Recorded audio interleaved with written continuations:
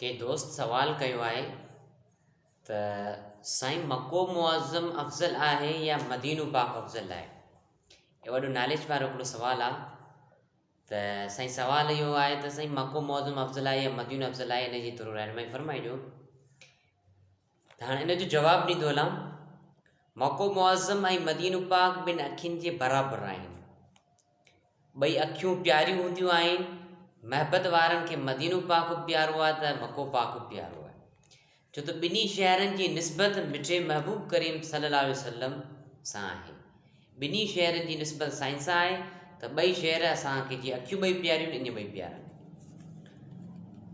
मको पाक महबूब जी जाइ विलादत जी आहे त मदीनो पाक हज़रत मोहम्मद मुस्तफ़ा सल्लल्लाहु अलैहि वसल्लम जिन जो हरम आहे।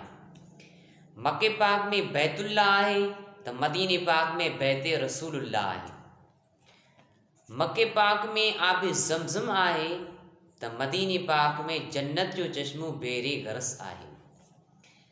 मके पाक में सफ़ा ऐं मरवा आहे त मदीने पाक में जबल ओहद ऐं जबल सोर आहे। मके पाक में मस्जिदुल हराम आहे त मदीने पाक में मस्जिद नबवी आहे। मके पाक में जन्नतुल मौला आहे त मदीने पाक में जन्नतुल बकी आहे।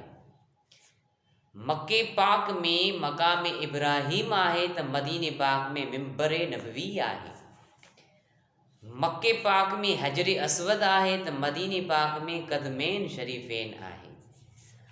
मके पाक में जलाल आहे त मदीने पाक में जमाल आहे।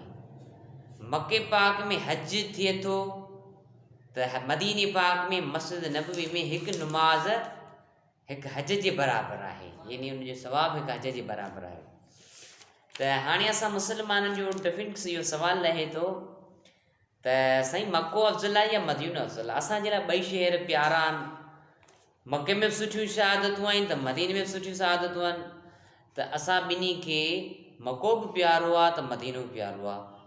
अल्लाह साईं असां मुस्लमाननि खे मके सां ऐं मदीने सां मुहबत करणु ऐं प्यार करण जी तौफ़ीक़ अता फ़रमाए ऐं अल्लाह पाक असां सभिनी मुस्लमाननि खे बार बार मके ऐं मदीने जी हाज़िरी नसीब फ़रमाए। वमा अलैना इल्लल बलागुल।